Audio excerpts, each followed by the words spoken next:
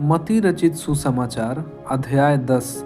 फिर उसने अपने 12 चेलों को पास बुलाकर उन्हें अशुद्ध आत्माओं पर अधिकार दिया कि उन्हें निकाले और सब प्रकार की बीमारियों और सब प्रकार की दुर्बलताओं को दूर करें। इन 12 प्रेरितों के नाम ये हैं। पहला शमौन जो पतरस कहलाता है, और उसका भाई अंद्रियास, जबदी का पुत्र याकूब और उसका भाई यूहन्ना, फिलिप्पुस और बरतुल्मै, थोमा और महसूल लेने वाला मत्ती, हल्फई का पुत्र याकूब और तदै, समौन कनानी और यहूदा इस्करियोती जिसने उसे पकड़वा भी दिया।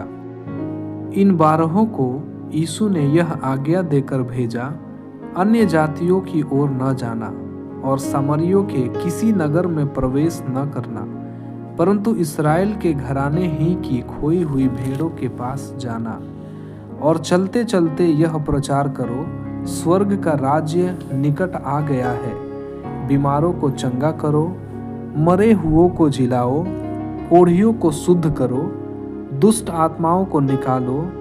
तुमने सेंत मेंत पाया है, सेंत मेंत दो।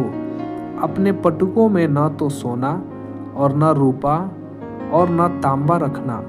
मार्ग के लिए न झोली रखो, न 2 कुर्ते, न जूते और न लाठी लो, क्योंकि मजदूर को उसका भोजन मिलना चाहिए।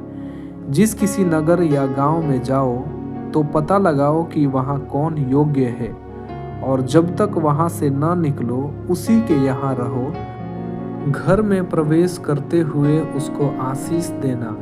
यदि उस घर के लोग योग्य होंगे तो तुम्हारा कल्याण उन पर पहुँचेगा, परंतु यदि वे योग्य न हो तो तुम्हारा कल्याण तुम्हारे पास लौट आएगा। जो कोई तुम्हें ग्रहण न करे और तुम्हारी बातें न सुने, उस घर या उस नगर से निकलते हुए अपने पांवों की धूल झाड़ डालो। मैं तुमसे सच कहता हूँ कि न्याय के दिन उस नगर की दशा से सदोम और अमोरा के देश की दशा अधिक सहने योग्य होगी। देखो, मैं तुम्हें भेड़ों के समान भेड़ियों के बीच में भेजता हूँ। इसलिए सांपों के समान बुद्धिमान और कबूतरों के समान भोले बनो। परंतु लोगों से सावधान रहो, क्योंकि वे तुम्हें महासभाओं में सौंपेंगे और अपनी पंचायतों में तुम्हें कोड़े मारेंगे। तुम मेरे लिए हाकिमों और राजाओं के सामने उन पर और अन्य जातियों पर गवाह होने के लिए पहुंचाए जाओगे। जब वे तुम्हें पकड़वाएंगे तो यह चिंता न करना कि हम किस रीति से या क्या कहेंगे, क्योंकि जो कुछ तुमको कहना होगा वह उसी घड़ी तुम्हें बता दिया जाएगा।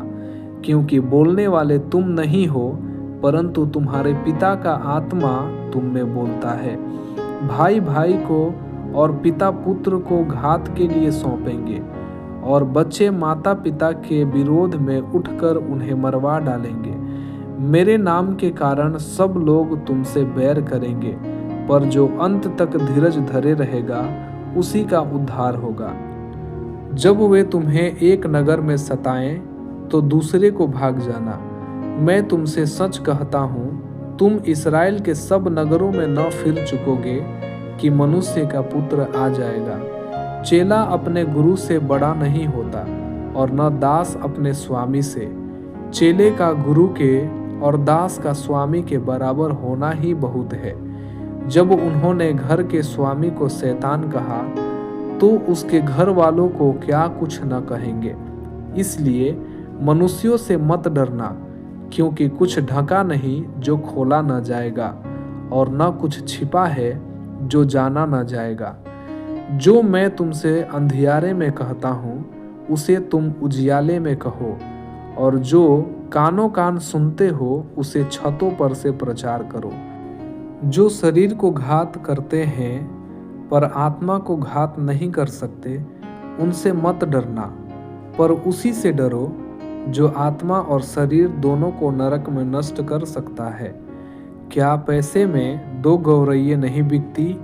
तो भी तुम्हारे पिता की इच्छा के बिना उनमें से एक भी भूमि पर नहीं गिर सकती। तुम्हारे सिर के बाल भी सब गिने हुए हैं। इसलिए डरो नहीं, तुम बहुत गौरैयों से बढ़कर हो। जो कोई मनुष्यों के सामने मुझे मान लेगा, उसे मैं भी अपने स्वर्गीय पिता के सामने मान लूँगा। पर जो कोई मनुष्यों के सामने मेरा इनकार करेगा, उससे मैं भी अपने स्वर्गीय पिता के सामने इनकार करूँगा। यह न समझो कि मैं पृथ्वी पर मिलाप कराने आया हूँ। मैं मिलाप कराने नहीं, पर तलवार चलवाने आया हूँ। मैं तो आया हूँ कि मनुष्य को उसके पिता से, और बेटी को उसकी माँ से, और बहू को उसकी सास से अलग कर दूँ। मनुष्य के बैरी उसके घर ही के लोग होंगे। जो माता या पिता को मुझसे अधिक प्रिय जानता है, वह मेरे योग्य नहीं, और जो बेटा या बेटी को मुझसे अधिक प्रिय जानता है, वह मेरे योग्य नहीं, और जो अपना क्रूस लेकर मेरे पीछे न चले, वह मेरे योग्य नहीं। जो अपने प्राण बचाता, वह उसे खोएगा, और जो मेरे कारण अपना प्राण खोता है, वह उसे पाएगा। जो तुम्हें ग्रहण करता है, वह मुझे ग्रहण करता है, और जो मुझे ग्रहण करता है, वह मेरे भेजने वाले को ग्रहण करता है। जो भविष्यवक्ता को भविष्यवक्ता जानकर ग्रहण करे, वह भविष्यवक्ता का बदला पाएगा, और जो धर्मी को धर्मी जानकर ग्रहण करे, वह धर्मी का बदला पाएगा। जो कोई इन छोटों में से एक को मेरा चेला जानकर केवल एक कटोरा ठंडा पानी पिलाए, मैं तुमसे सच कहता हूँ, वह किसी रीति से अपना प्रतिफल न खोएगा।